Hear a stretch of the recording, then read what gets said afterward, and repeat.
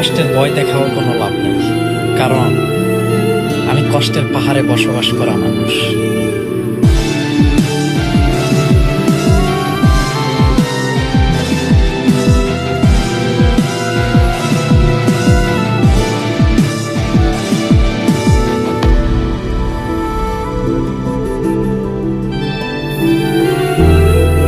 আমারে কষ্ট দিয়ে লাভ নাই, আমারে কষ্টের ভয় দেখাও কোনো লাভ নেই, কারণ আমি কষ্টের পাহাড়ে বসবাস করা মানুষ।